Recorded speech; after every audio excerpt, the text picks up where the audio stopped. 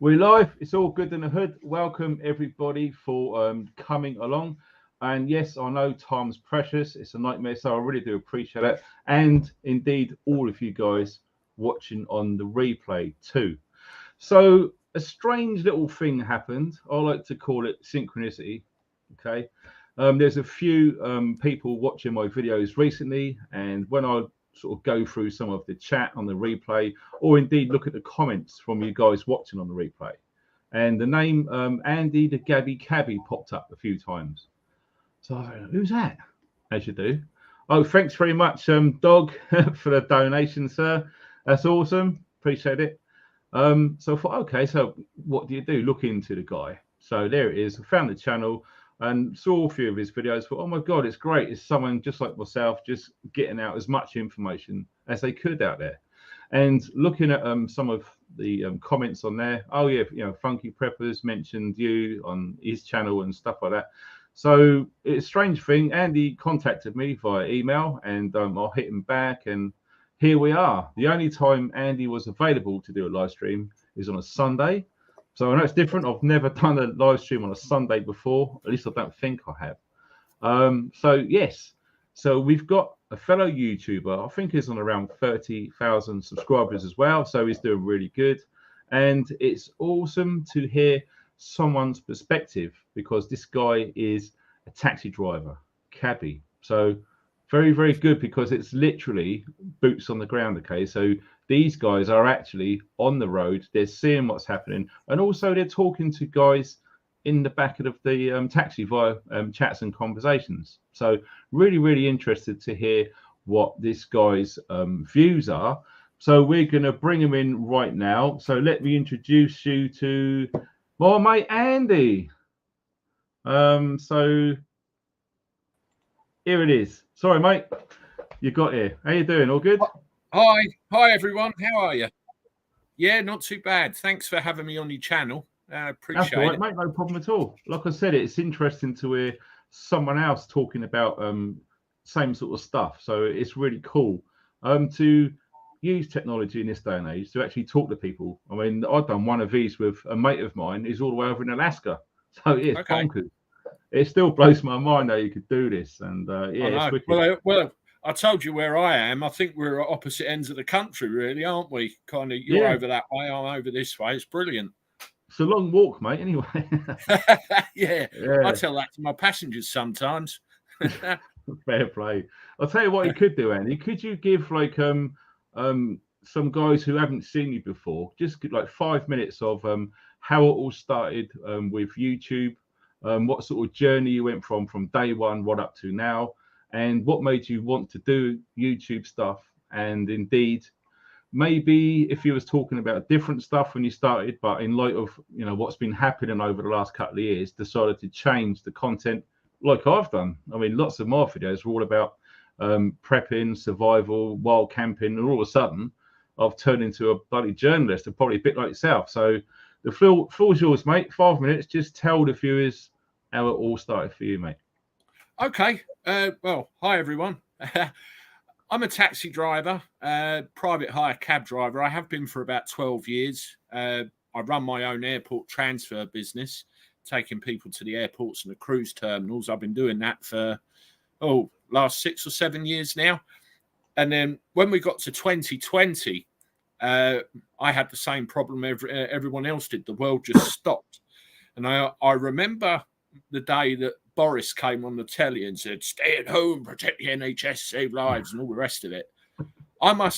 Exactly. I must have lost 20 grand's worth of work within about 48 hours. The first thing I did was got one of these and a bottle of scotch and commiserated, and then worried about it the next day. But one thing I am, my father's like this as well, and it drives my wife nuts. If I see something like on the news or whatever, I've got an opinion about it. I want it to come out of here. I want to tell somebody. So I picked up my mobile phone and started talking, and in this very garage. And people that have been on my channel for a long time will recognise the punch bag behind me and all this kind of stuff. And for a long time, I was talking to myself, but I was feeling better because I was getting it off my chest. And then one day, you know, it can happen with a lot of YouTubers. You can do this one video that is one video enough, and it just went nuts. And there was about 5,000 subscribers or something like that that came my way, and it's just built from there, really. And I built my channel. Initially, it was news, you know, like what's Prince Harry done now, or what's Boris not said, or what parties he had that we're not supposed to know about. And you realise after a time, it's all a distraction from what's really going on. And then I started branching off into cost of living and, you know, what help can people get that they need? And ULEZ, how much are they going to tax us on the quiet? You know, they're talking about Harry and Meghan and slipping this under the rug while we're not looking, you know. And I've ended up going down that road. And, you know, I've done some videos tonight that will be out tomorrow, which are about ULEZ and cost of living. And basically, if I can help, if I can find something out that somebody wants to know about, then I'll find it out and I'll put it in front of you. That's what I'm all about, really. So that's me in a nutshell. Yeah, fair play, mate. It's pretty much the same sort of stuff as I do. I mean, the core thread, which sort of runs between us, I guess, is just the desire to help people and to have an opportunity to help lots of people with, you know, more subscribers, more views, that sort of thing. It's really, really awesome. And, you know, like I say to my son, you know, if you do good things happen back. So it's just a case of, I know it's bad news and it's doom and gloom and stuff, but at the end of the day, what's happened with myself is the more and more people who have come on board, I'm getting lots of messages from everywhere. You know, there used to be Telegram, Signal, some people on WhatsApp. I've got the website, I've got emails going into that. I've also got Twitter now, and then there's Instagram, and indeed all of the comments on YouTube. And I'm getting so much information coming my way. And well, the long story short, I sort of woke up to all this BS back in 2008. And I spent 4 years solid, heavily researching into all the stuff that's actually happening now. So I had a big head start, you know, way back then. And luckily for me, I was in a financial position to acquire mostly all of the kit and equipment I felt I was going to need, preparing for all the times which really look like they're coming down the road. And they are coming down the road. We're living in it right now. This isn't no BS. 2020 really happened. Lots of people are no longer here because of that. And it's not because of what they're saying it is, as we all probably know by now. And yes, it's just amazing to bloody get information out to people. And it's bonkers. And when this 15-minute city stuff started to get real traction in the mainstream, and it was bubbling behind the scenes via some of these people call them conspiracy theorists. I've never been comfortable with that term. And in fact, that was actually designed by the CIA a long time ago. So it's the same old thing, put people in pigeonholes and let them take pops at each other. So, yeah, in a weird sort of way, we've come to the 15-minute city. Now, what I was saying to Andy before we come on air, I live right out in the sticks now. I've bugged out, as some people call it. So I used to live in a heavily, densely populated area, see what was coming, found an opportunity and just went for it. I'd done everything I could to get out away from lots of people. So here I am, stuck on this Welsh mountain, way, way away from it all. And then I decided to go to a place called Shrewsbury recently. And some of you watching now might have seen a live stream or a video I'd done on a little bit of experience with that. I think I was talking to Mike, I'm a cockroach, about it. And it really did open my eyes to the extent of how far this has already been pushed. I mean, some of you guys have probably taken part in the poll already. You know, some people have got no idea about this, believe it or not, right now. There's people out there, Andy, that just don't know what 15-minute cities is. And yet it's happening by stealth in the city where they're actually living. Now, I'd love to get your feedback on this, because being a cabby, you spend a lot of time on the road. So how long have you been seeing these LTN like planters everywhere, and lots of these cameras, which I believe are twinned with all of that road monitoring, shall we say? Has it been quite as mad as people say? It's been months and months and months. I mean, as I said to you off air, primarily I go to the airports. I'm a regular visitor to Southampton and Portsmouth. Portsmouth has come up on the list of 15-minute cities, or they're looking at it. That's where I used to live. I spent 40 years living there, dude. Okay. Yeah, It's usually just the port I end up in, across the M27 left and straight down here. That's where I usually end up. London is the main thing that I've seen, because of that's where a lot of my work lies, with the airport and in the city. And I'll give you an example. I sent a driver up to London, I think it was about a month ago now, and he had to drop some people at a hotel near St. Paul's Cathedral. And when he got to the hotel, the road kind of went that way to the hotel, to the front door, and then that way down a red route. You can't stop on a red route because you get fined. And then right outside the hotel, there was no cars allowed. So what's the guy to do? He took the no cars allowed bit, being the safest. 2 days later, he gets 130 quid fine in the post. Cameras, both ways. They're looking at expanding this camera system out. I mean, you've seen it as well as I have, all of the kickback. We were swapping stories just before we came on air. People do not want it. I mean, you talk about where you live. I live in Margate. It's a coastal town. I mean, if you imagine the southeast, the pimple right on the arse end of the southeast, that's where I live. And I'm literally a stone's throw from the sea. And when I go into the city and pay £12.50 for the privilege, you get this horrible metallic taste in your mouth. And you think, is this really working, Sadiq? It's, a nonsense. And you get all this surveillance come up in the city. They're keeping an eye on everything all the time. And you read about congestion charging, and then they want to charge people for the mileage. And there's all sorts of these stories coming up.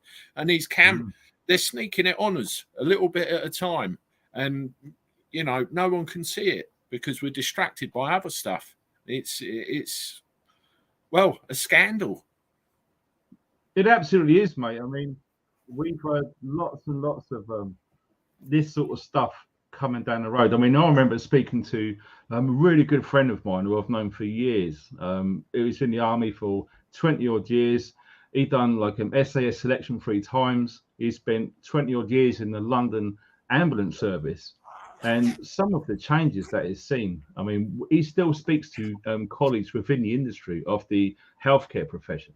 And said the problems that the ambulances are having because of these epoxy barriers being set up, not just like in town centres, on main sort of roads through town centres, but in residential areas around people's streets. And if you don't know the rat runs and the little routes to get around places with these bollards and barriers set in place, he actually said it on air on my video. He said it's going to change the difference between life and death. It's that serious, mate. I agree. Really is. Yeah. I mean, from a cab driver's point of view, I think the thing is familiarity. I mean, I know big chunks of London having been up there, but primarily I need ways to find my way around. I mean, if you take a London cabbie, I think the knowledge tests they have to do is bloody complicated compared with the one I did down here.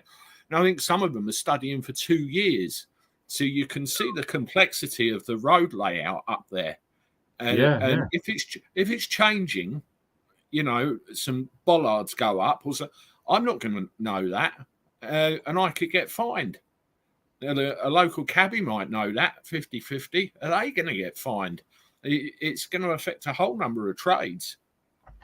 Yeah, it is, mate. I mean, you can literally just see it, just affecting everyone. I mean, it's just ridiculous. I mean, when you think about it, there's double yellow lines. You're not allowed to park on there. But do you remember, right? I'll put up a few pictures on recent live streams about this. Do you remember back in 2020 when he was putting up these red and white plastic linkable barriers, which they put literally all where the double yellow lines were in like little town centres and stuff, because he just didn't want people. I remember them. Yeah. Do you know what? Even back then, when all that was happening, when there wasn't many people around because lots of people were at home, scared of the plague, which wiped out billions all over the planet. Sinister. I was the one just taking them apart and just moving them out of the way so cars can move freely. I was even doing that back then. And, Right. you know, there's footage of stuff now, and I've shown it in recent, you know, these LTM places of these lads, bless them, you know, they've been ripping out these little bendable plastic bollards. Some of them has been pouring, you know, like cement into them so they can't come up and fight them. I mean, if that doesn't give people a visual representation of what the public consensus is about all this BS, then I don't know what will. It's nuts, mate. It really, really is nuts. I'll tell the subscribers a story I told you just before we came on air. There's a tradesman that lives in Catford, Engin his name is. Now, I come across the story earlier today, and he's lived in Catford for nearly 40 years, and he's a handyman with a load of customers, and he's been doing it about 16, and the current ULEZ zone is about 100 metres from his house. And when they expand it, if they expand it, I think 29th of August is the date where that has we been need proposed to start by worrying Mr. about Carl and it. his crew. It will cover his house. Now, what he's been doing as a silent protest, he's taken the number plates off one of his vehicles, put them on his back, and he's been walking around on foot around all the ULEZ areas, trying to trip the cameras and piss them off, as if to say, you know, if you want to play the game, we'll play the game.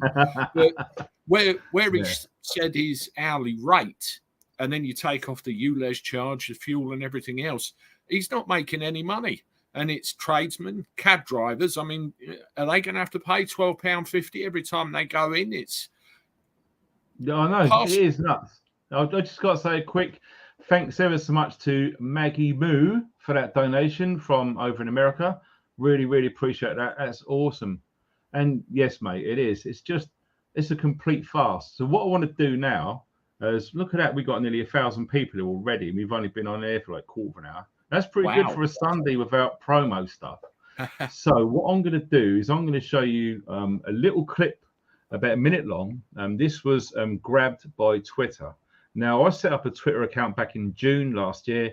Never really done anything with it, but recently I found it quite useful to finding out lots of real, very latest alternative news, shall we say. It's brilliant. Okay. I mean, it's really easy to download videos. In fact, while you was talking there, I had a quick look on there because I forgot to do it earlier today and just downloaded the video. So here it is. I'm going to show you a clip of what some people think about these ANPR cameras. Without them, this 15-minute city would not be able to function. So when you look at how this has come down the line, like you said, you've been seeing these bollards and stuff for months and months and months. In some places, they've done some testing, I guess, in 2020, just to see what people thought about it. Oh, and let's face it, 2020 was such an attack that year. There was so much information flying everywhere. I doubt if people really noticed, to be honest. But anyway, I'm going to show you. This really sums up what lots of people feel about these cameras, which are monitoring and finding people in this country.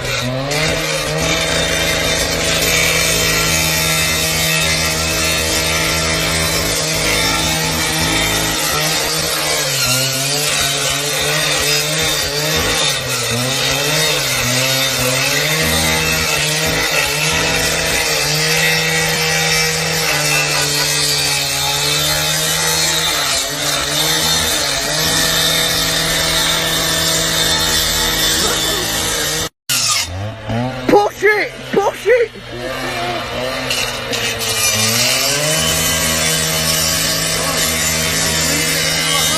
Yeah.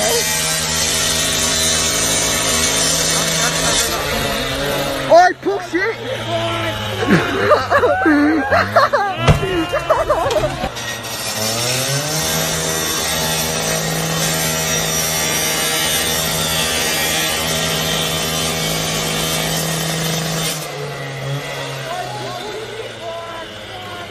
Oh! Boom!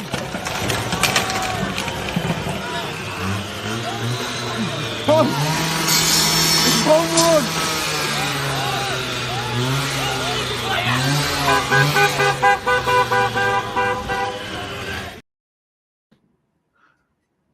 I want to buy that guy a pint.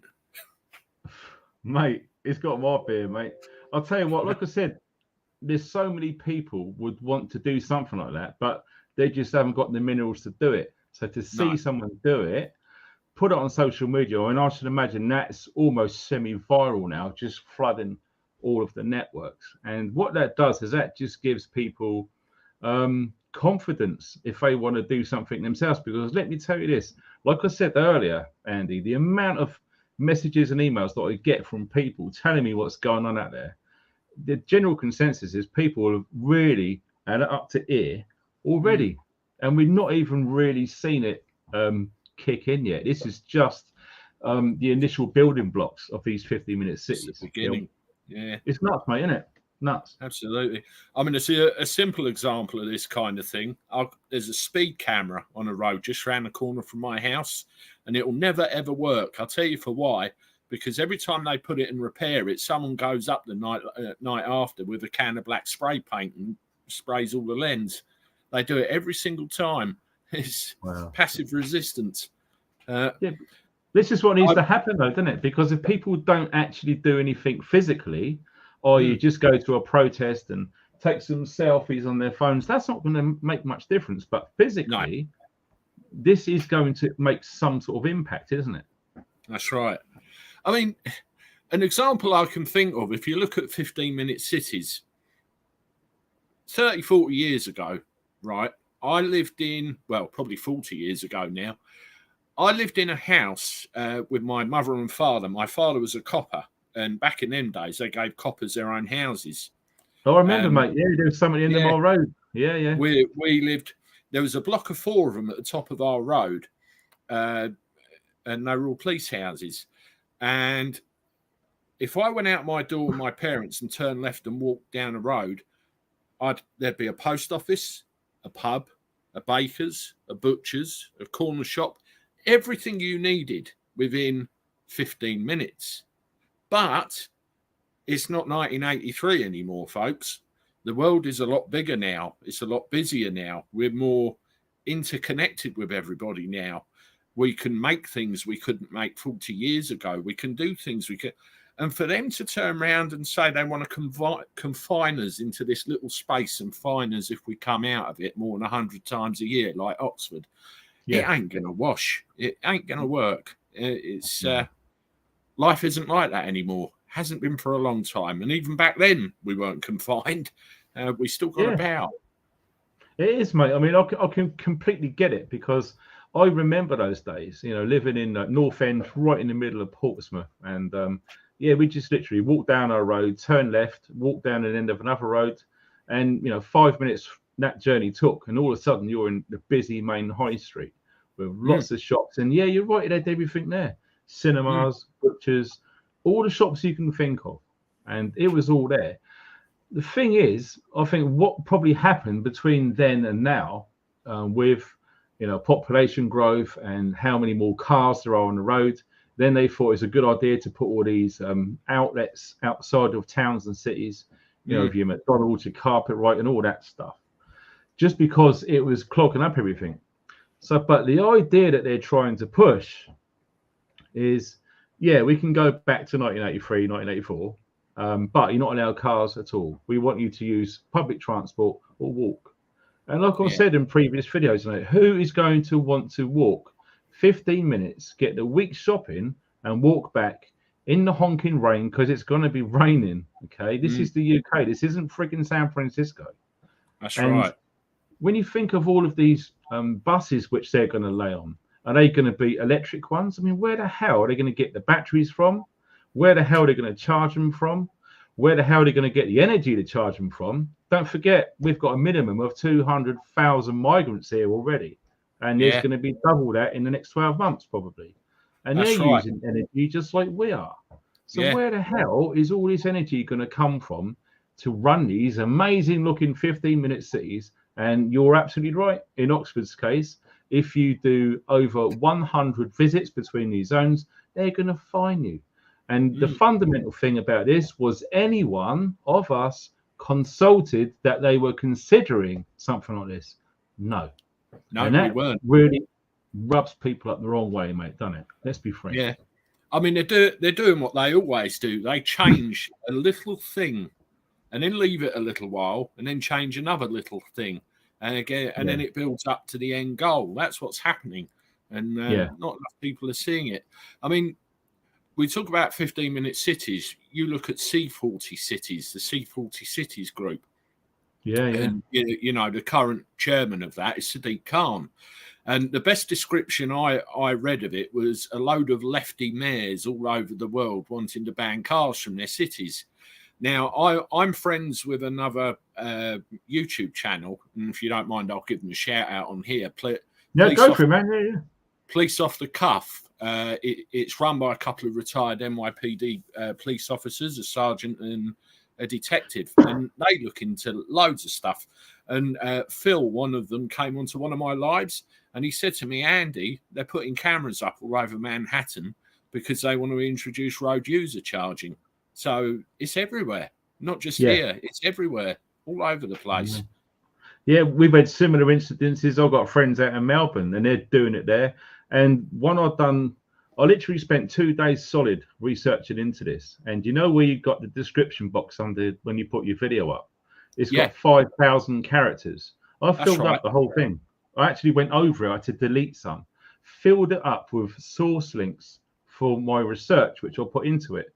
And it was basically exposing all of the funding, all of the investment towards C40 cities and all of these organizations involved with it. Because like we always have heard, and we probably always will be, because nothing's going to change, you have to follow the money. Because if you don't follow the money, you don't know where the funding's coming from. How are you going to set up some sort of counter scheme to quash whatever it is that we're just not happy with? And exactly the same goes on with these migrant protests. I mean, lots of people have had it up to here because they're trying to book holidays for this summer here in the UK to go a staycation, what the Yanks call it. So you're staying over here. You don't fancy all of the rigmarole of going to Europe or the States. So you're going to stay in the UK. You're going to go on holiday. Let's book a hotel. Well, guess what, folks? There ain't none. They're all full. Yeah. Yeah.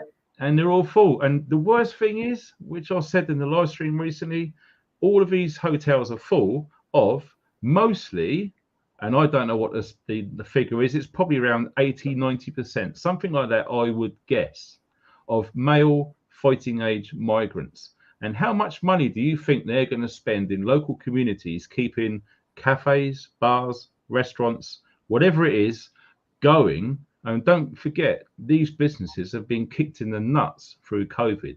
Lots of them were told, well, everyone was told, shut up, wait till this horrible killer virus is gone. And lots of them never reopened again, did they, mate? No. And the ones that did are really struggling. And this year is going to be the nail in the coffin for most of the pubs, restaurants, bars, all the rest of it, all because of this big plan, which is literally running down the road right now. Crazy. That's right. I mean, I went up to Luton Airport not so long ago, and there's not really a lot of... Yeah, Luton Airport. Lorraine Case, do you remember? That's it, I remember.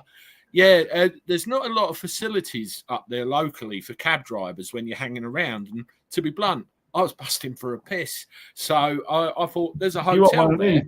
Yeah. I thought, I'm going to go in. And I just strolled in, and I was immediately challenged by this guy. He said, sorry, we're closed. He was very Jack Blunt, didn't want to talk to me. And he pointed at a sign, which I completely missed. It said, we are closed, no access to the public. And I looked around, and I tell you, no word of a lie, apart from the guy and me, we were the only English ones in the place. I thought, shit. And I walked out. Wow, so bloody hell. Scary. Yeah, it certainly is. Well, I'll tell you what, now that we've got, bloody hell, we got 1,263 people right here, right now in the chat. And I just showed Andy this before we come on air. And because there's so much doom and gloom and it's all bad news and depressing, I thought I'd just do something quite funny, which was going to make some of you guys laugh. So if you're not in front of the telly or your screen, I'm going to give you a couple of seconds to get in front of the screen because you need to see this. It made me laugh when I was editing it. Who remembers Willy Wonka and the Chocolate Factory back in the 70s. Really cool classic film. And in fact, my 5-year-old boy's and been watching it with me, and he loves it. So yeah, check this out. Nobody ever goes in. Nobody ever comes out. That's the 15-minute city, guys. Excellent. Once you're in that 15-minute city, you ain't coming out again. And in fact, the only way that you are going to be coming out of these 15-minute cities is if you're extremely wealthy, or you know extremely wealthy people who might be able to pull some strings for you.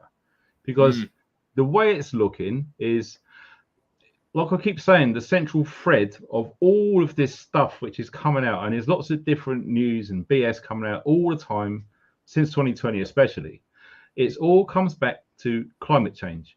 Everything, no matter what you look at, it's all got something to do with climate change. Now, thankfully, more and more people are waking up to the BS that it's not human beings on this planet which is making all the weather go crazy. It's not. In fact, if every single human being on the planet right now all of a sudden wasn't here for 10 years, guess what? The planet will do exactly what it always does. It goes through cycles of heating and cooling, earthquakes, volcanoes, all the rest of it, magnetic pole changes. It's got nothing to do with us. And if you want to look into the ground solar minimum, that will answer lots of your questions too. And when you look at the models, which all of the, shall we say, the scientists and the universities who are pushing this climate change BS, look who funds them. That's the thing. There is no independent scientists who really study, and journalists too, who know what they're talking about. They're finding out this. They're being censored like crazy. Only the people who are heavily funded are allowed to put out this information in the mainstream. And that information is, there's key dates going back in our past history, which have been removed to promote their agenda, to say, oh my God, look, ever since the industrialization of the world, it must be people and ozone and all the rest of it, that it's our fault. Absolutely BS. And they're using this to their advantage to roll out all of this stuff. And let me tell you what the end game is, ladies and gentlemen, if you don't already know. They want everyone into urban areas. Eventually, they're going to be called smart cities. These 15-minute cities is a step towards it. Smart cities, if you look at really dystopian films like Judge Dredd and things like this, that's pretty much how it could look like in the future. So when you look at all of the, they're pretty much wiping out all of meat. Okay, if you want to start buying meat, good quality meat, 5 years from now, well, let's hope that you're on a £1 million a year, because you won't be able to afford it if you're not. Yeah, that's how crazy it's going. So when you look at all of the farmland, especially where I am out in the mountains here, it's all fields, it's all sheep. When you consider that's all going to be gone, it's just going to be fields. Well, there's already farmers are being given the option to turn their farmland into forestry. So what they're going to be doing, little bit by little, just as Andy said, and it's true. I mean, David like called it the totalitarian tiptoe, a little bit at a time over a long time. And that's why all of these distractions are going on, because they don't want you seeing all of these building blocks which they're putting in place. I mean, it's pretty much everyone look over here, everyone look over there. I mean, who really gives a toss about Gary Lineker, really? Okay, it's just another distraction. Oh, they found Madeleine McCann. Another distraction, BS. Look at what they're doing. And like I said, eventually they want everyone in these smart cities and the whole of the UK, not just the UK, but all around the world. They want all of these lovely, clean areas, which is all going to be beautiful forests and nice, clean beaches, all for the elite and the very wealthy to enjoy. And let me tell you this, they're going to be flying jets, they're going to be driving whatever vehicles they want.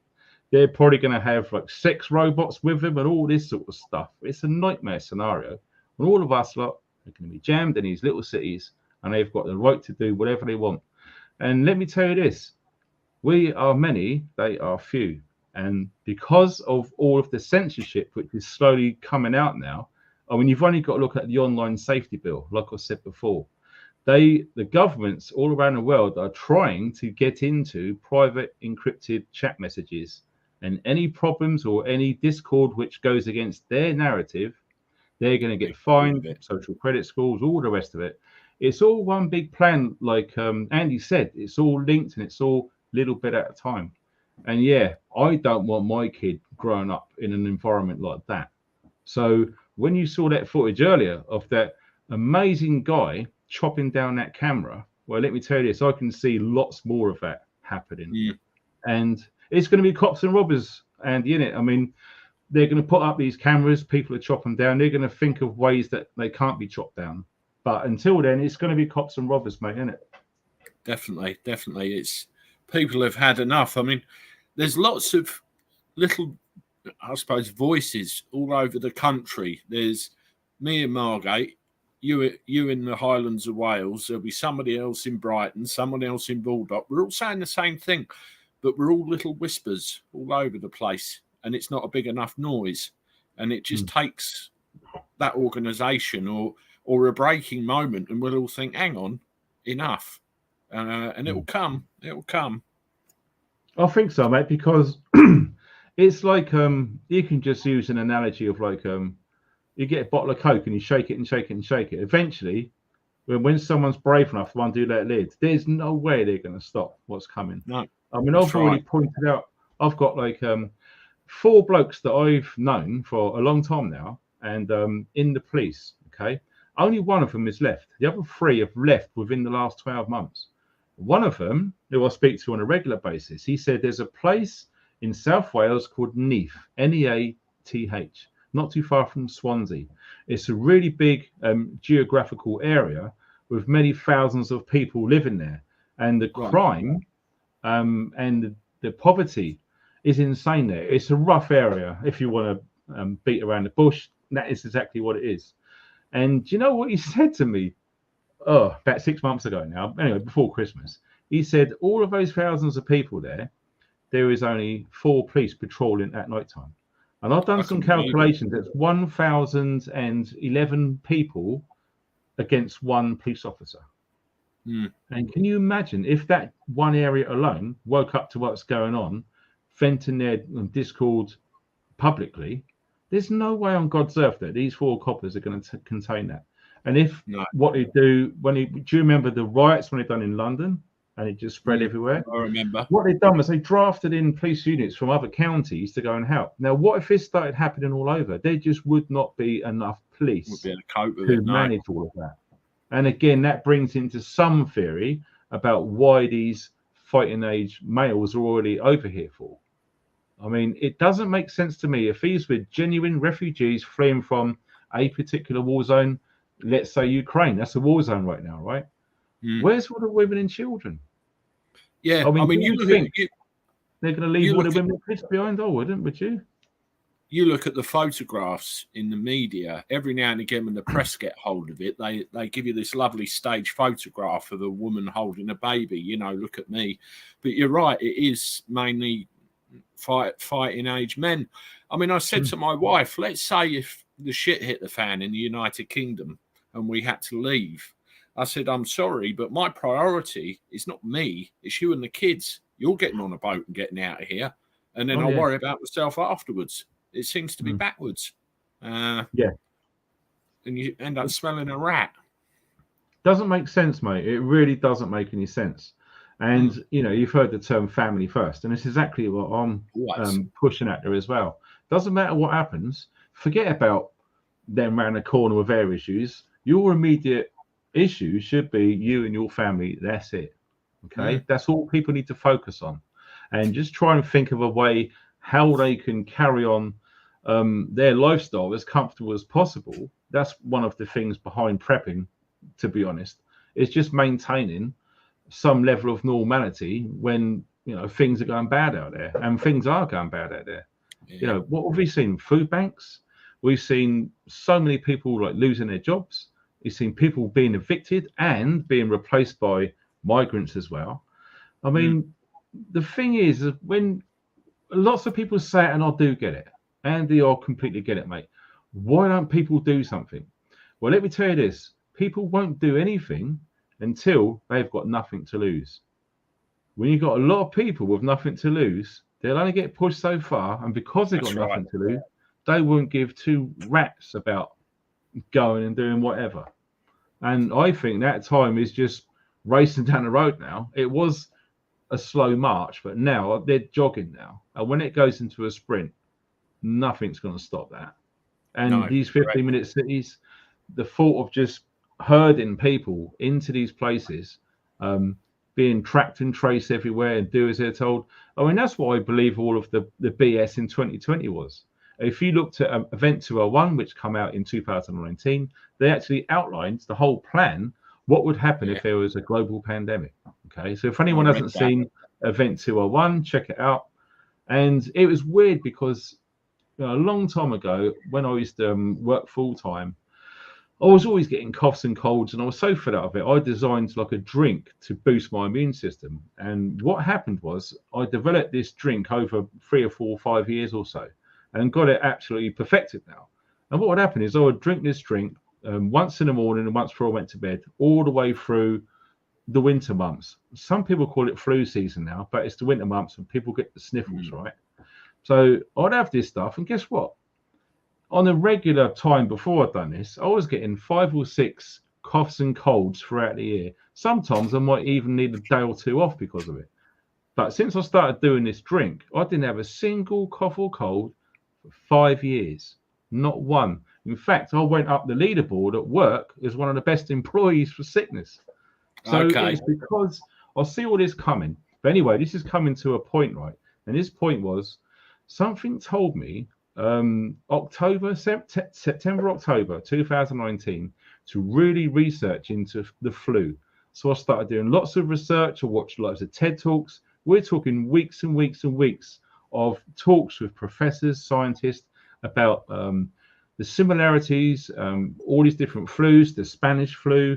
Could there be a pandemic? If there did, what would happen? So I really looked into that. And I even done a post back on my old Instagram account. That had about 8,000 followers on there. Because of the BS in 2020, I had to delete it. It was getting too political. So I started from scratch. And I remember putting on there, it said 2020. It said, when you look back in history, you know, like 1920, 1820, every new decade with the 20th year after it, there's always been something. And I just put on there, what are the odds? I've got a feeling 2020 is going to be a nightmare year, especially when you look at the colds and flus.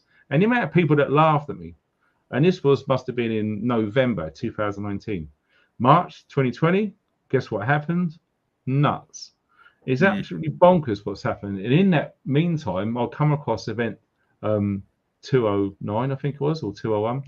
And that was just, oh my God, would they? And yes, obviously they did.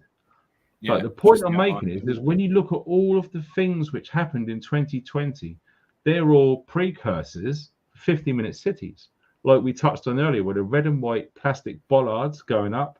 You've got everyone convinced to download the app with this little QR code, and you're only allowed to go here and there. You have to stand X amount of feet near people in case you caught something. So automatically, from the way I see it, it was a big training exercise to get people to do as they're told, scare them, and guess what? Most people went along with it. And it was strange because when it all started in 2020, I actually fell for it too. Well, I'm not going to lie, I've got nothing to hide. I did. I was the one getting my groceries delivered to my door. I was wiping them down clean, putting them inside. And it must have been about 6 weeks and started to smell a rat. And then I was like, oh my God, what a scam. They got some balls pulling this off. Because anyone's heard of the term, the bigger the lie, the more believable it is. Well, guess what? It absolutely worked. Exactly. And I remember going around Tesco's and Asda an hour at a time, the only one in lots of times who wasn't wearing one of their masks. And that sort of really made me think, wow, if people could be so gullible to believe all this BS and go through all of this ridiculous stuff, you got to walk where these arrows are and all this nonsense. I never did, and especially didn't have that. I remember reading once there was a diagram on the news of a supermarket shelf with a person either side, and what if one person sneezed? What would the splatter pattern be going over the top of the shelf and covering them in the old kung flu, as we call it? It was when I read that, I thought, I mean, oh no, we've got an Aldi's near us, and we've got a Tesco's so many minutes the other direction. And the Aldi's was always jam-packed, and, you know, people reaching over. I fell for it all as well. Everybody did. And I would ban my wife from going to the Aldi's. I said, I need to keep you safe. You go down there, you know, if we've got to go to Aldi's, I'll go. And then I went to Tesco's, and when I came back to Tesco's, it was clothes off, straight in the washing machine, in the shower, scrub, decontamination chamber. What the hell did they do to us all? I mean, the other thing, expanding on it slightly, you've got loads of people out there with, I suppose, mental health issues, anxieties, depressions, that kind of thing. I mean, you take anxieties. Can you imagine what this does to them? I've got a friend of mine. He's still scared of coming out of his house, and we're 3 years down the line. How many are like that, and why? I know. It's disgusting. It's terrible, mate, isn't it? I mean, in actual fact, you've touched on a really, really interesting point there, Andy, mate. And it's not really talked about. I mean, I've touched on it on a few videos, but you don't really hear it a lot out there. I don't know why, but it's. Hold on, we've just got to show this. Truth Junkie, thanks for that donation, dude. And just a quick one. He says, the only thing necessary for the triumph of evil is good men to do nothing. Yes, mate, I've used that quote loads of times, and it is. Perfect. Evil only exists because good people do nothing. And it's getting to the point, like we saw earlier, when that guy with a chop saw taking down these towers with these cameras on. But going back to what Andy said there, and like I said, it should be discussed more, is mental health. I mean, ever since that switch was pushed back in 2020, where it fired off all of these programs and projects and whatever else they deem and call it, how many people have really, really suffered? I mean, there's probably people watching right now who's got serious, serious problems. And all of this is literally compressing it, mate, isn't it? I mean, it's not making it better for sure. It's the opposite, isn't it? I mean, that's where I found YouTube becomes a very powerful tool for these people. I mean, you look at your channel, you've got 100,000 subscribers. I've got 36,000, something like that. So that is a lot of people between us and their communities. You know, I see people all the time that are sitting in their flat or their house on their own. They haven't got any family. I know. I'm going to go and watch the Funky Prepper, see what he's saying. I'm going to look at Andy's videos. All as well. You know, it's a lifeline for them. And you know, how many are there? And the other thing I noticed as well, people have got financial problems with the cost of living, paying the bills and everything else. And I talk a bit about this in a video that comes out tomorrow morning on my channel. People in these communities we formed have various abilities to help one another. So if somebody goes on, it's happened to me already on more than one occasion, and says, I can't pay my bills. Another subscriber will see that and they'll email me and say, Andy, I want to help this person. How do I do it? And then I've had that. So powerful, so powerful. And it is, mate. Yeah. I mean, I did it the other day. I mean, I've done a video that's gone nuts. I expected it to get like 7,000 or 8,000 views, like a little sort of open a newspaper, read it, and then go on to the next page. It's had nearly 100,000 views already, and it's a story of this guy. Him and his partner, they had these migrants move in next to them in the dead of night, and you know, these guys actually gave them or offered them 250 quid's worth of brand new gardening tools because their garden was a mess, and it's just welcoming them to the community. And they got chatting, and as soon as this guy mentioned to this migrant people there that he fought out in Afghanistan, that was it. Antisocial behavior to the max. They've had stuff thrown all over the gardens. He was out there, 2 minute silence on Remembrance Day, and you know, they wished every British service member dead and all the rest of it, and we're going to take over this country, all of this stuff, right? And when people heard that story, and you know, I've had a few emails saying, you know, I've got some money, I want to help, what do I do? And just like you said, you know, luckily for us, because we have a following of genuinely really nice people, there's great people out there, they just want to help. And yeah, I know times are hard, it's a nightmare. I mean, I lost my job, right? I'm stuck out here in the middle of nowhere, I've got no job. this is my job. I either had to do something with YouTube or go down south where the money is, because there's no money out in Wales. That's why loads of people go to England to work, because he just isn't got the money in mid Wales. Okay. So I thought, well, I had to go all the way back down south. You probably have to go to a building and they probably want you to wear this and do all that BS. And I just think it's a nightmare. So I thought, no, I'm going to make a go of it. And luckily, since my job finished back in September last year, YouTube's just gone nuts. Everything's going seemingly exactly how it should be. And it's beautiful because the amount of people who generally want to help out there is just nuts. I mean, it's been like that pretty much when I started. I mean, you must have seen it when you started doing YouTube. And yet I remember those days, you know, I'll put a video up and like 0, 0. Oh my God, someone's put a thumbs up. Do you remember that? I remember it. I remember that, and yeah.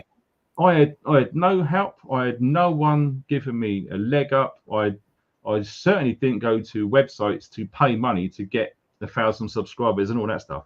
All of this has grown organically. It's taken 11, 12, 13 years, whatever it has, to get to this point. And along that journey, yeah, some people come, some go. Lots of people, thank God, have stayed right from the beginning. And the amount of help out there, it is a real community. But be under no illusion, like Armored Cockroach, a really good friend of mine, said, you know, all communities are the same. Right? You've got good people and you've got idiots. Okay. That's right. You've definitely had it yourself. I know I have. You put a video up there. Do you remember the days when you had the thumbs down? Yeah. So you do a really good, helpful, encouraging, inspiring video, and then you get like 200 thumbs up and 10 thumbs down, and you think, who are these people putting thumbs down?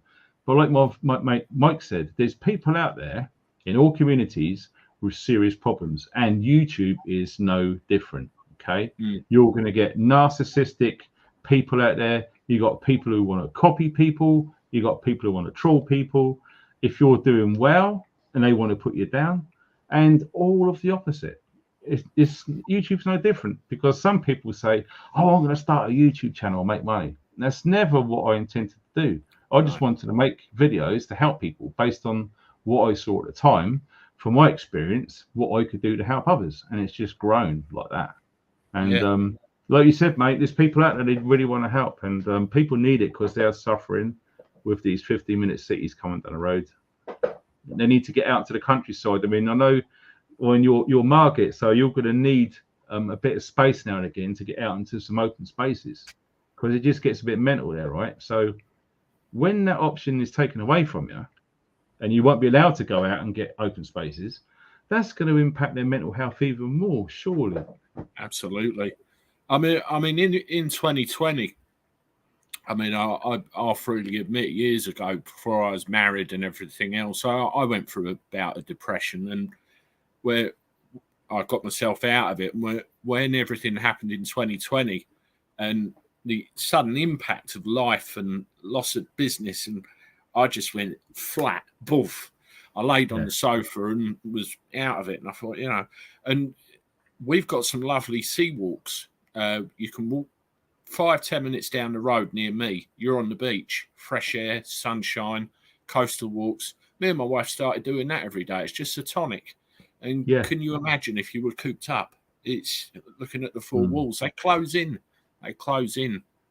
It is, mate. And like I said, you know, I mean, I know a few people, and one of them, she lives right in central London, and she lives in like a tower block sort of thing, or shall we call it, a masonette. So you got like 3 or 4 stories, right? And she's up there on her own. She's probably like in her 60s now. And I often think about her because, you know, when I do like a prepper meet every year. So we just get like loads of people together. We all go down, about 300 of us, have 3 nights or so out, a few beers, campfire, talk about whatever. And it's cheap, you know, 20 odd quid for 3 nights. It's good fun. And this person would go there, and she just absolutely loved it because she was so cooped up on her own. And I often worry about her, wonder how she's doing. And then she might be watching this now. But yeah, when the 2020 thing happened, she didn't turn up. I was like, oh God. So, and then I went to go, she does YouTube videos, and she hadn't done any videos. And I think, oh God. And then she done one, and you can just tell that she was really, really low, you know, really like, but And she was doing posts on Instagram as well. She says, I haven't really been out of the house for like 14 months. Now, when you can, I don't know how I would cope. I mean, when I started doing my YouTube channel back in 2012, what I soon found out, and it didn't take long to find this out, I thought, right, I'm going to be practicing stuff. And my idea was one night every single month throughout the year, all weathers, go out there and try some sort of survival skills. So you take like a plastic sheet, sleeping bag, and you practice stuff and you try things out.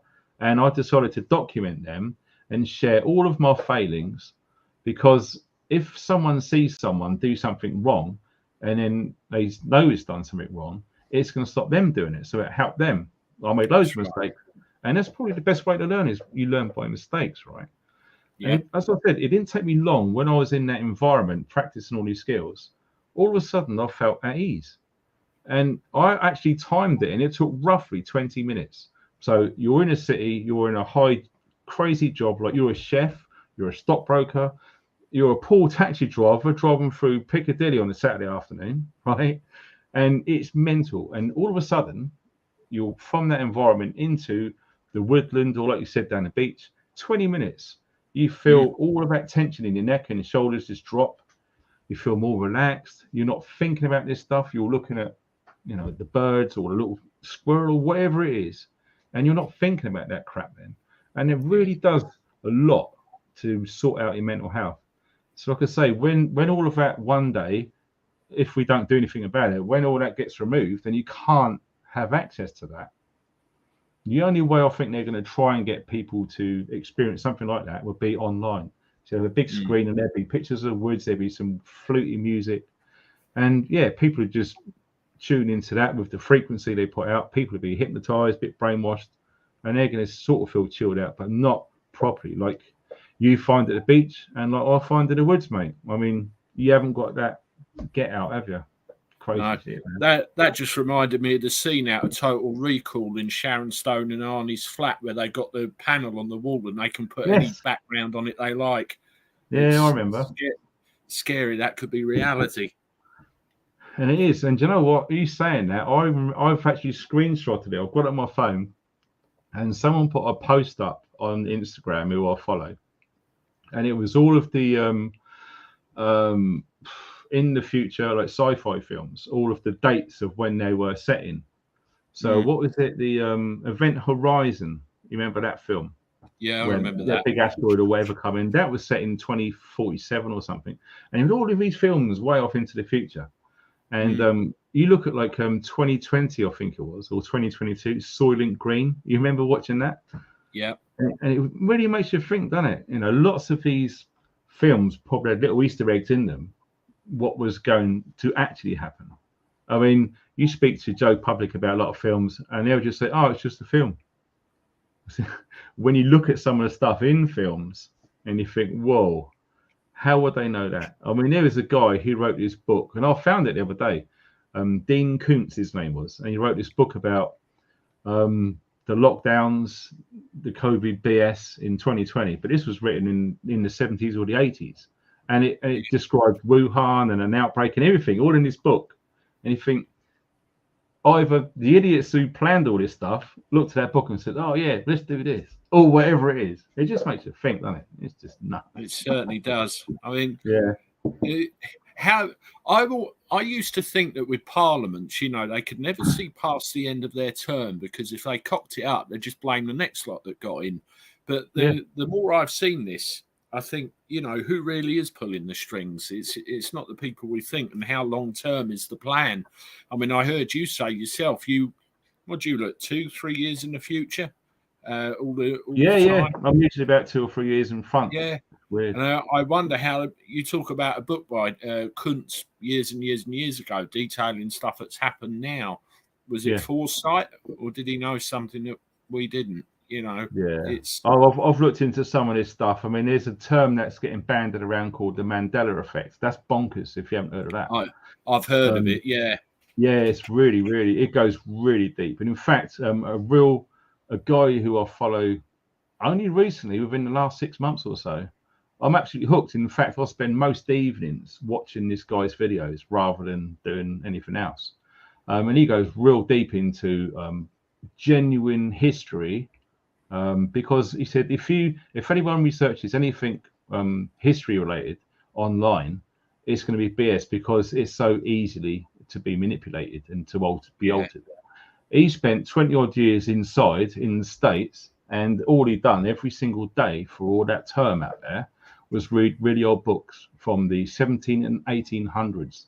And he said when he come out, he spent 14 months organizing all of the research papers that he wrote, 14 bin liners full up with just paperwork. Wow. And when he finally collated it all in an order, he started writing books and he started putting them out there. And he said he would absolutely debate anyone, including Graham Hancock, who is revered, and all of his stuff to do with ancient aliens and stuff. He's going, that's BS. Graham Hancock, there's not one single source that is cited which is findable or searchable. And looking at the stuff that this guy's found out, he said it just debunks anything that Graham Hancock said, which is BS. And unfortunately, so many people, they have cognitive dissonance, which basically means, if you don't know, anything that you really strongly believe in, anything that comes along and challenges that, rather than step back, look at it, try and understand it, let the information go in, dwell on it, and then rethink stuff. It's just, no, I'm not going to believe it. No, it can't. It's BS. No, walk away. That's cognitive dissonance. And a lot of people, unfortunately, have that. I mean, there's loads of certain things that I used to believe in. And over time, when I've come against information and evidence that conjures what I believed in, and I've changed my viewpoint. And I think it's good that people do change their views. I mean, if you're set in the ways and whatever information comes away, you're going to dismiss it without looking into it, then it just seems a bit of a waste, because you're not actually growing or developing. You're just set in your ways. All of this stuff's happening and you're not going to advance or do anything. But yeah, anyway, that's a bit off topic. Going back to the 15-minute cities, I just remember, like you said, just going out for a walk and getting stuff. It's crazy. And also when you think of, if that is what they wanted people to do, just say you was in a wheelchair or you was obese or had health conditions, would you still be expected to walk 15 minutes to get your medication from a pharmacy or something? Well, it's going to kill people. It is. And like I said, we're not living in San Fran, mate. It's going to be wind and rain, and you're going to have to go out there and do this and do that. It's crazy. Anyway, what I like to do, like some people might have pointed out in there, I don't know, is have a beer, have a shant. What I should have done, mate, was I should have let you know in advance. 9 o'clock, every live stream, I always have a beer. And people are free to join me if they can, or if they don't. Or you got a can there, mate, isn't it, son? Coca-Cola, unfortunately. I'm going to Heathrow at about 9:30 in the morning, so I daren't. Oh, mate, you got the perfect reason to get out of jail card there, son. I'll make up for it tomorrow. What are you drinking? This one. It's Butty Back, okay, as they call it. I'm out in Wales. An old mate of mine years ago, we went out camping down south, and he brought some of these because he lives right on the border, Hereford sort of area. And he brought some of these down. I thought, it tastes quite nice. But the weird thing was, everywhere I looked in Wales, I couldn't find these bloody things anywhere. I eventually found one in Co-op, believe it or not, and it's so freaking nice. Oh, it's beautiful, mate. If you like your ale or your beer, this is really, really, really good. I mean, I was a lager boy, been there, done that. Man, if I drank lager now, I'll be burping and pissing and everything else. Yeah, I'm trying to get off get old, mate, don't you? Yeah. Ends up giving you 6 chins and a big belly. Yeah, more chins than a Chinese phone book, son. Exactly. There you go. Chin. Cheers, everybody. Hope you're all doing well. I dampened it with a Coke can. Yeah. Well, you're working, mate. There's no way you're going to be sneaking JD in there, mate, is it? So, no, that's right. Yeah. No, if I have a drink, I'll have a Scotch and Coke or something. But don't drink beer or cider a lot now because it all goes round the wrong places. Makes everything enlarged, doesn't it? Thanks to Maggie Moo again. Wow. Evening, early pickup. I need to get ready. Being a cab driver is the pits. making moves at Cabbie as well. And Okay. 9 o'clock. Yeah, cool. Cabbies of the world unite. And do you know what? I just remembered I was going to ask you. Have you had any sort of conversations with people in the cab relating to 15-minute cities or LNT or ULEZ or any of that ANPR nonsense? ULEZ a lot of the time, particularly when we're going into London, it starts with, it's always, is your vehicle ULEZ compliant? Well, no, it's not. And then the conversation goes from there. I mean, they're more worried about me charging them an extra £12.50, probably more than anything else. 15-minute cities only a couple of times, and I think that's because people don't really know so much. I mean, you talk about cognitive dissonance earlier. I believe it's a product of that is what we're told to believe by our own media. I mean, what I do, I will listen to our media or I will read an article in a piece of paper and I think, is this bullshit or not? And if I believe it is, I will go and check something in another area, another country or something else. Look at 2 or 3 different versions of the same story and make your mind up. But you get a certain, I don't know if it's a certain generation of people or what, they just believe it. And if you go and say, oh, this isn't true, because I mean, some of the stuff we've talked about tonight would be called crackpot conspiracy theorists. Yet in 6 months, a year, 2 years, when it becomes true, you look on this conversation, were we? You see it every day. It's crazy. Do you know, I remember leaving a comment on, oh, dude, I can't remember who it was. It was a big channel. Oh, it might have been, I can't remember. But I just put on there, said, what's the difference between a conspiracy theorist and fact? And I said, answer, about 6 months. But it's probably about right. Yeah. It really is nuts.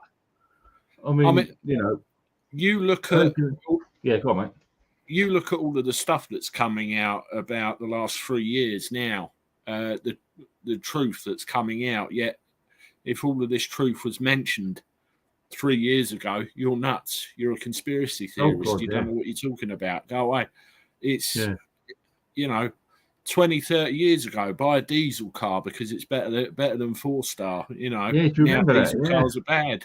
And diesel was always cheaper as well, wasn't it, Andy? Always cheaper. Yeah. And in fact, you go back, I was speaking to a mate of mine last week about this. I said 2019, probably what, September time? It was like 90 odd p a litre for diesel, right? And what we went up to nearly £2 here. And I know on the bloody surfaces, like £2.30 or something ridiculous on the SO. And it's these companies are making a mint, aren't they? It's dropped a little bit down our way. I mean, I'm paying £169, I think I paid this morning for diesel, but my fuel bill's about £250 a week. It's obscene. Wow. That's bad, though, because like you say, with the ULEZ thing, you got whacked that 12.5 on top. And it's like, I've got a good friend of mine, his name's Alex, he's a binman. And guess where his round is in London? You'll never guess it. Go on. Mayfair. Oh, Christ. Mate, I'll tell you what, he was only supposed to go there, right, for 6 months. He's been there like 20 years now. I mean, when he went there, some of the old boys there, he was showing him the ropes. And it didn't take him long to find out how much more money you could make, if you know what I mean, right? From the stuff people throw out. Doing nothing wrong, it's just emptying the bin. And some of the stuff he was saying to me, he said, what he ended up doing is he bought a hybrid, which is half petrol, half electric. So driving in and around London in the city is on electrics. It's all free. He goes out in the countryside. He just whacks it on petrol. He says probably one of the best decisions he's made because the amount of money it saved him for all of his ULEZ BS about all of the, like I said, the climate change again. That's where it's all going, isn't it? Every single time. Bloody climate change, mate. Nonsense. Well, I remember reading a quote that was attributed to David Bellamy. You remember him? The big bushy beard, and he said exactly the same about the climate. It's not us; it's the natural order of things. It's the planet going in a cycle. Someone recently about this, and I said, "You look at all that David Attenborough nonsense, but who remembers David Bellamy? I mean, he's been like silenced, hushed up, and gone. It looks like Andy's gone, but at the moment you've completely froze, mate. Have I? Wow. Is he gone? Oh, it's No, a I'm shame here. if he is. But yeah, we're going to wait for Andy to try and sort out his difficulties here. If I can just do this one. No, it's not having Can you it. hear me?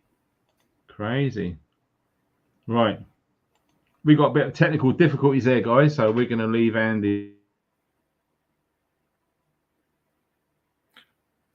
Yeah, I don't think it's me that was frozen. Can everybody hear me?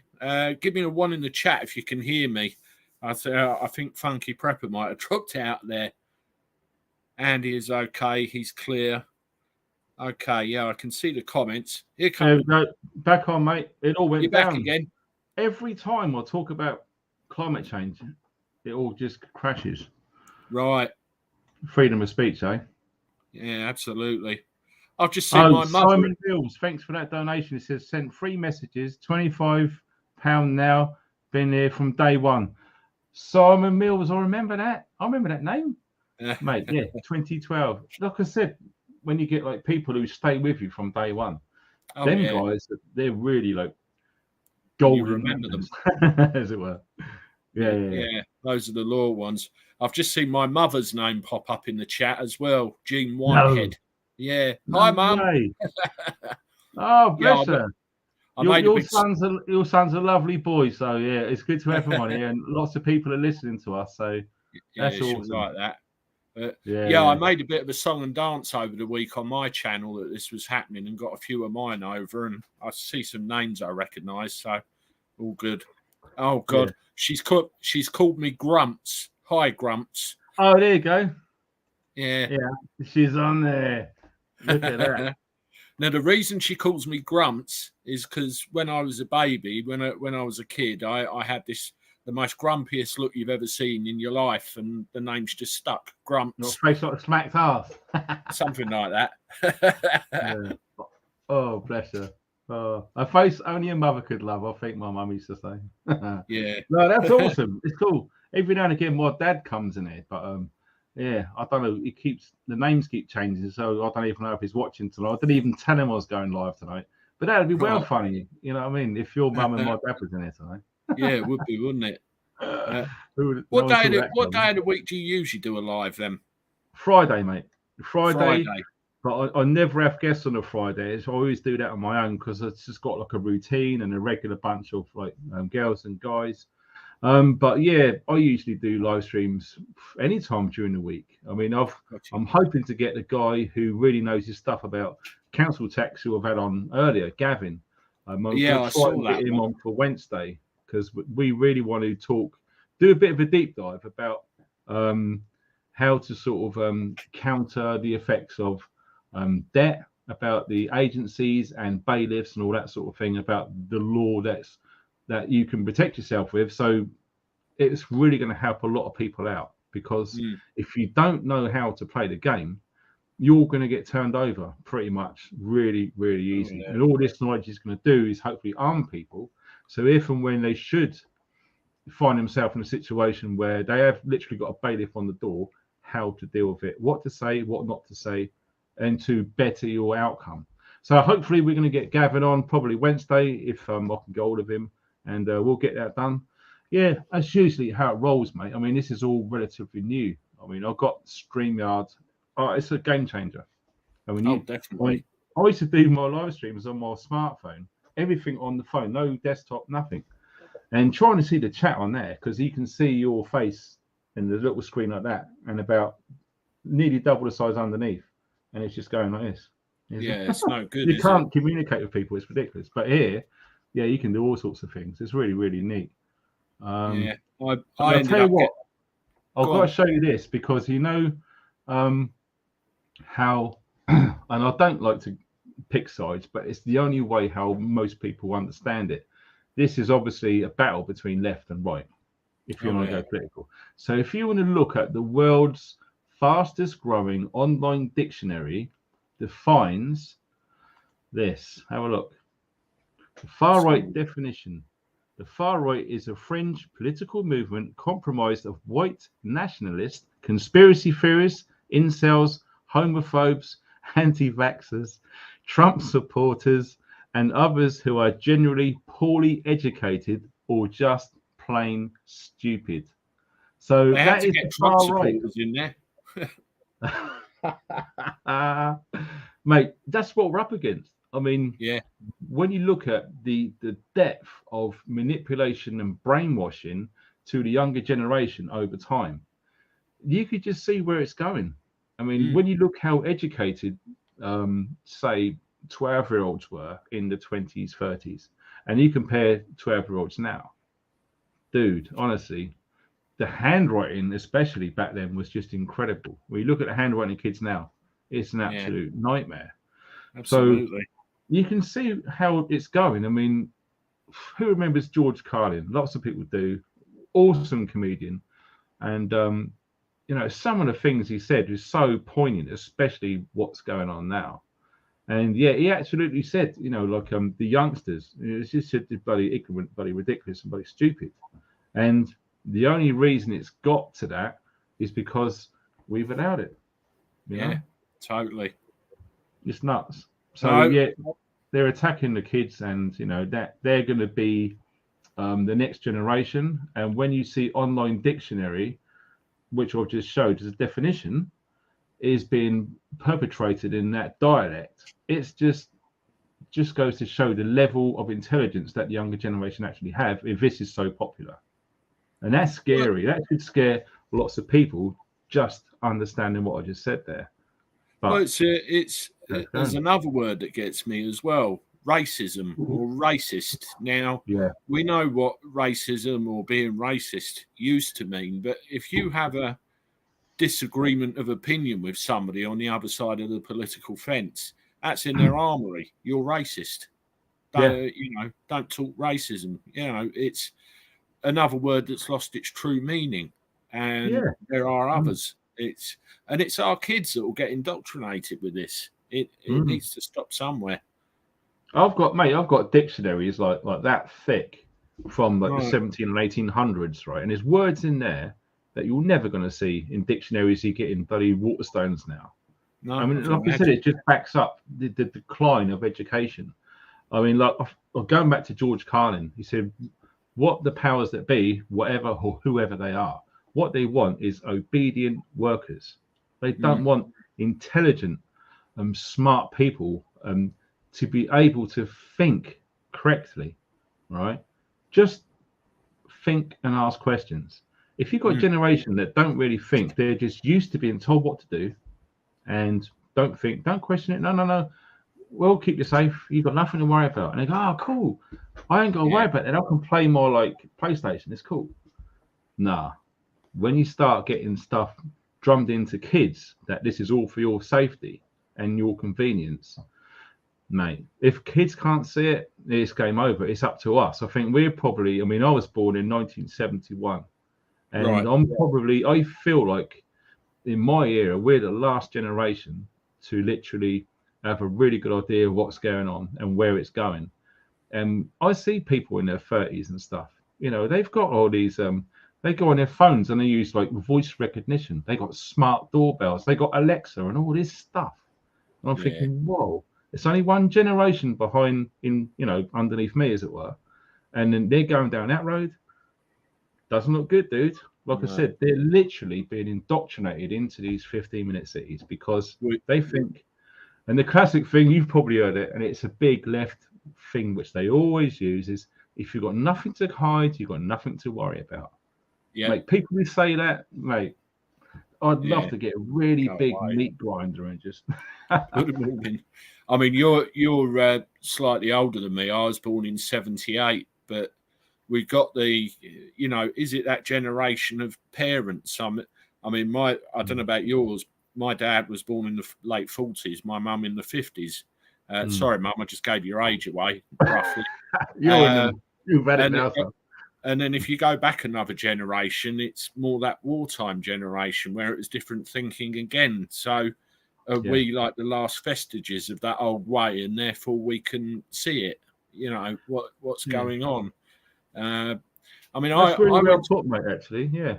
true. I went to a school. It's actually my son's school. I won't name it for obvious reasons, but I went in there and there was a display on the walls around the classroom, and I'll never forget it. They were talking to them about religion, all the different religions in the world, and in my opinion, to have a broad understanding of stuff, you need to know about everything. You know, a little bit about everything, and they had Christianity, Judaism, Islam, and they got the order not quite the right way round without sounding too. I'd expect Christianity to be there because of the country we're in, but that was like second, third, or fourth display down the road. You know, I thought, yeah, that's right. I remember. I mean, this was towards the end of my school career, so we're talking mid going on to late 80s now. And the only thing that we were taught, it was called RSE, Religious Social Education. The only thing that we was taught, one thing, I bet you can't guess what it is. Islam. That's the only thing we was taught. I mean, that is a whole topic on another level about what's going on in the UK and what could be coming along. When you consider, even like in my generation, when my school finished in the late 80s, the only thing on the cards for religious education was teaching Islam. And you look what's going on now. It's no real wonder when you start rewinding the clock and looking back on how, like you said, and you're absolutely spot on, mate, little things over time. That's how they change things. If they tried it all within a week, people would go, whoa, no way, son. And it'll just kick off and game over. They won't get what they want. But yeah, little by little and distractions and keep people fighting amongst themselves. And like I always said, it's like when people maybe, I don't know if it's the right term, allow themselves to get pigeonholed, or they inadvertently end up being pigeonholed, whatever way you want to think about it. The more pigeonholes there are, the more divisions there are. You're white, you're black, you're white, you're fat, you're thin, you're gay, you're whatever it is. They're just arguing against each other. And all the time people are arguing against each other. And all the time people are being distracted by the immense power of mainstream media with whatever they want to chuck out there. And like you said, in the background, this is all going along. Look at this, look at this, look at this. Argue about him, argue about her. That's the problem. I mean, when I started my YouTube channel, nearly every single video I've ever made, I've just said to people, just turn the bloody TV off. Turn it off. It does multiple good things to you when you turn it off. One, it saves you money. It saves you time. I mean, when you think about it, say the average person comes home from work between 4, 5, 6 o'clock, whatever it is. Once they've had the tea, kids are bed, they've got between, say, 8 and 11 o'clock at night, whatever it is. Imagine those hours over 10, 20, 30 years. All those hours added up. And when you look at it, you're sat in a room with 4 walls looking at a black rectangle in your room for all that amount of time. And it's usually stuff they don't really want to watch. It's stuff, oh, what's after Coronation Street? Oh, it's this. Oh, I sit down and watch that. And they're just watching crap. And they're getting brainwashed as well. They've done tests on all this, that the frequency that all of that transmission is broadcast on, it does something with your brain when it puts you in a meditative state. And who remembers when you heard all of these things coming out about, this was in a cinema, right, in the 80s. They actually had reels of film. You remember going back to the pictures back in the 80s? I remember, right? And what they would do is, just say you had a film that was like 2.5 hours long, and you'd have like an intermission, probably once or maybe twice, okay? And it's literally 5 or 10 minutes before that ad, that break, when people had like 10, 20 minutes to go for a pee or whatever it is, they showed a very split second a photograph of a hot dog. I mean, it's so fast, the human eye can't even see it. So when you look at the film and you hold up and look, oh my God, what is a photograph of a frigging hot dog there? And when it goes through, you don't even see it, but your brain, your subconscious brain picks it up, right? And then guess what? When the break come along, loads of it will queued up. Everyone goes for hot dog. Yeah. So when you consider the amount of time people waste watching TVs, I mean, this was technology back then. Can you imagine the technology now of what's going on all these Netflix series that people seem to want to watch these days, and all the brainwashing that they're getting? rather than just read an old book and just look at the pictures, look at the points in history where things have changed, and you can get a really good idea of where this is all going. And yeah, it's not looking good, mate. Like I said, you start jamming people into cities and you can control them with all of this surveillance technology, everything else. Like I said, that precursor was 2020 when they just tried all of this stuff out.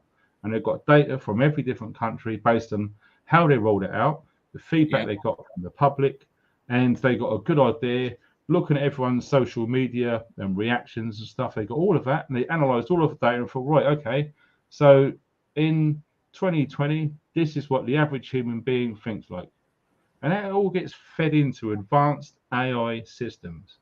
And it's a race. I think there's 5 in the world now, and Google was in the top 5. It was top, but it's no longer top. There was one in China, I believe, that's taken first spot. So whoever gets the first seriously clever, switched on, amazing AI system, that country is going to literally just take over. And it's looking like bloody China.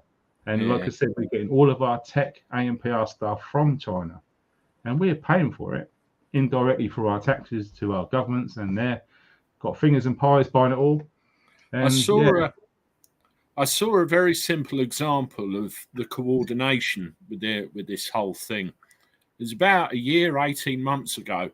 I saw a picture and there was world leaders. There was about 5 or 6 of them behind a pulpit as if they were about to give a speech. Boris, Macron, various others. And there was a slogan on the front of these things: build back better. Yes. Every single one, word for word. And I looked at that and I thought, my God, you know, we are being led down the garden path here. It's unbelievable. Yeah. You could just see it. There's so many simple examples. I know, it's crazy. Like I say, you start connecting all them dots, and because you're not going to connect them dots all the time, you know, you're watching telly, you're going to the pub twice a week, you're buying the Daily Star or whatever it is, you're never going to connect any dots if you're just using all of your amazing brain power. And brain's an amazing thing. We're sticking it amongst all that stuff. The more people we can get to question things, I truly believe the only way that we, the people, are going to beat the system is we have to convince everyone that this climate change agenda is BS. Once you've convinced everyone that it's BS, what's going to happen? They're going to be questioning, oh my God, but look at all of these, look how convincing all the media and the government is. I don't trust them anymore. And all of a sudden, they don't watch the news. They don't buy the papers. They turn it all off. They turn the telly off. They start doing their own research and stuff. They get more and more awake. They ask more and more questions. And then we realize, like lots of us, oh my God, it's a great big con. They're trying to literally, when you really want to boil away the piss, as I'll call it, this is a depopulation agenda. That's it. But before they decide to bump everyone off, they want to get as much money out of people as possible by making them ill, getting money out of people with their data, all the rest of it. Once they got all of that money, they can then build their amazing places wherever they want to do and to fund their lavish lifestyle. We're talking the top 1% now. We're inadvertently doing it because we're spending all our time bloody arguing about who the friggin' hell Gary Lineker said and all that nonsense. You know? They must be laughing at us, you know? Oh, definitely. I you know, they're drip feeding change to us a little piece at a time so we don't notice. I wonder, waking people up, do you have to play them at their own game a little bit at a time? Have you thought about this? Have a look at that. The little crumbs, and then people start putting it together and think, oh yeah, because if you blast them with information all at once, it's not, don't know, you're crazy, go away. But just crumbs, play them at their own game. That's what I say to people. What my tactic is when I'm out and about in shops and stuff, you know, I always use cash and I always speak to anyone around me. You know, just make conversation. You know, don't be shy. Just talk about stuff, but try and get a flavour of what is being pushed out in the mainstream narrative of the day. Have your say about it. As you're saying it, slant towards something which is going to be better received from them. So what are more people are going to be interested in? Money, cash. They'd rather talk about, what do you mean you're going to get rid of cash, rather than, oh yeah, did you know that there's an alien invasion coming or whatever it is. They'd rather talk about stuff that they have some knowledge of. And then you start talking them then you can start telling them stories like, oh yeah, a mate of mine, he went into the supermarket or he went into the local shop to buy something. The card reader didn't work and he was only taking cash and he didn't even have cash on him because he doesn't carry cash. Then he had to go all the way around the corner, miles away, go to a cash point and walk all the way back. And I said, personally, I always carry cash because the amount of times that I've seen it, this is what I say to people, that they go to use the card. Oh, we're really sorry that our network's down. The card reader's not working. It's cash only today. Oh, that's all right. Glad I've got cash. And so the way it's going, there's lots of shops stopping cash altogether. What are they going to do? That little thing there would be enough to make them think, do you know what? When they get home, when they put the kids to bed and they're sitting down, they get their phone out, they think, that bloke today, he had a good point, talking about not having cash and shops that don't accept cash anymore. Little things like that. That's what I do, There's a restaurant local to me that has made a big song and dance about going cashless, and they seem proud of it, and they put adverts on, and all the populace has gone, you've made a big mistake. It's going to cost you customers. But somebody, who's it? Neil Phillips, cash is king, right there. Yeah, absolutely, Neil nailed it, son. I mean, absolutely. I mean, an old trick, and I've been doing it for so long now, I can't even remember when I started doing this, but it's always like your wages went into the bank, you go around and you put your card in the cash point. The maximum that I'm allowed to take out from my bank, 250 notes a day. So I just keep doing that until the only money that's left in the bank is there for direct debits or the rent or council tax or whatever it is. Yeah, that plays in there, right? Everything else is cash. And the beauty of cash is you can physically look how much you've got. Because another little scam and trick that these banks, especially if you're doing online banking with an app on your phone, a payment will go out, but it won't come up on your screen for a while later. So, I don't know, sometimes even a day or two. So you go there, that £35 you spent yesterday, you've forgotten about, it's not on your phone, and you're going, oh, look, I've still got this. Then you go and get this, and this, and then 4 days later, boom, oh my God, I've only got 12 quid to last me 9 days now, or whatever it is. So when you see cash, you can think, right, I've got this. Then you think what you've got and what you need. Then you prioritize and you think, right, I can do this, but I've got to be careful. Don't be swayed into spending more than you need. And the classic mistake you can make, here's some tips if you don't already know, people watching this. You go and do your shopping, right? You look at what you've got in your fridge and your freezer and the food you've got in your cupboards, right? Then what you're going to do is you're going to write down the menu for you and your family of what you're going to be eating that week. You can change the days around, it doesn't matter. But you write down what you've got in there, how many meals can you make with what you've already got. Then you think, well, I might need to get mushrooms, 6 pints of milk and 2 loaves of bread. I've got everything else here. Well, that's what you write down and that's what you buy. And when you're in there, all of this, you don't see buy one, get one free anymore, do you? Have you noticed that? No, that's true. I've noticed that. You're walking around, mate, and you're seeing all these, all these yellow stickers. Yellow is drawn to attract people's attention. And most of us know what's going on. You've seen like a tin of something, and it's always been £2. And you go there 1 week, it goes down to £1.80. You think, oh, great. So you get a few. Then you go back there, say a month's time, and it's got a yellow price in it saying a special offer, and it will say something like £2.50. But you always knew it was £2 or 180. And that's the scams and the crap that they try and get people to do. So when you think of all of that, the more money that you can save, the more time you can save by turning the bloody telly off for a start. You're saving time and money. You're not going down the boozer spending 80 quid a round or whatever it is these days. You're not getting into debt. You're not getting into trouble.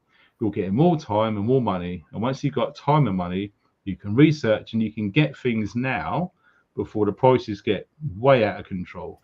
And like I said, I'm lucky that I brought all of the stuff that I'm ever going to need, back in 2012, 2014, whatever it was.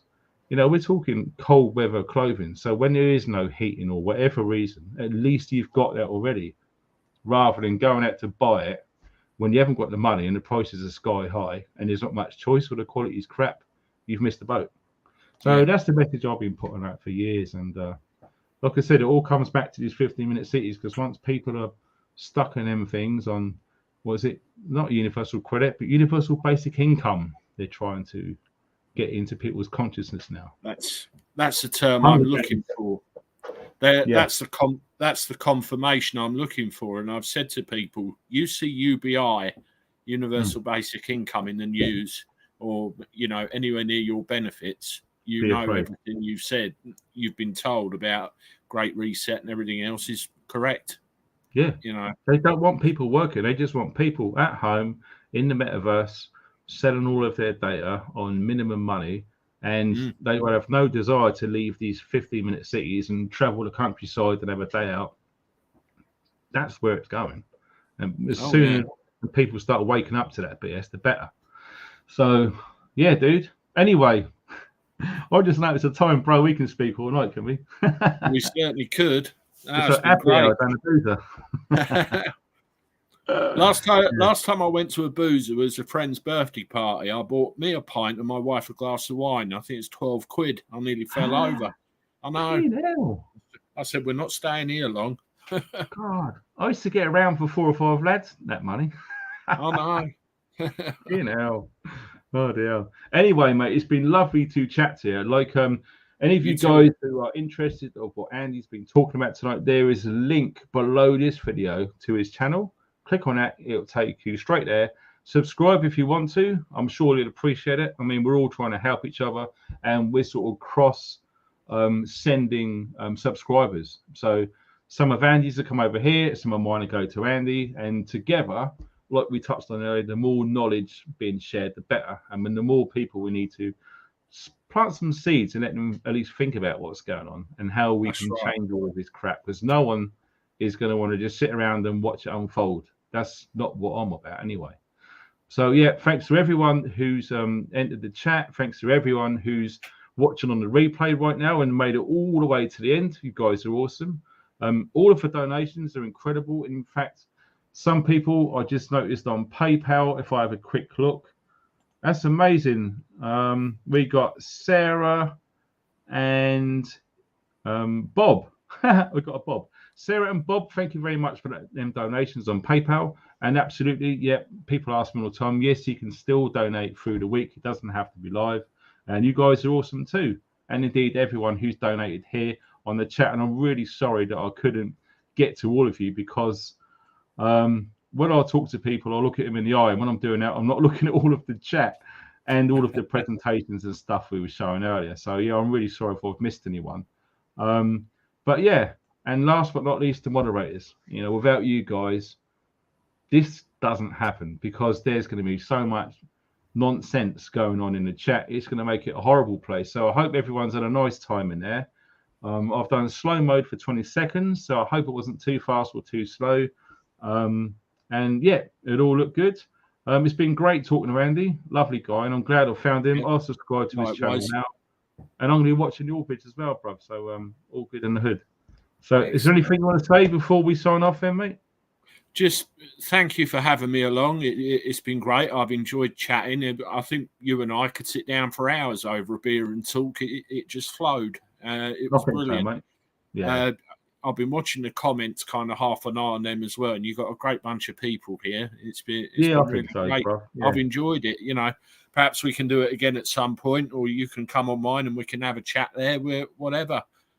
Yeah, absolutely, mate. Yeah, for sure. It's always good because, like I say, the more brains you get together, the more people fires off ideas, and there might be something out there that no one's thought of, and someone goes, "That's what we have to do," and then that will spread. And that's how things happen, mate. That quick. So yeah, absolutely, mate. Yeah, 100%. Yeah, I've got your number now, and we'll definitely rig this up again, because I think it went quite well. Looking at the chat, yeah, looks really, really cool. So, yeah, thanks, everyone, for coming along. You guys take care and stay funky.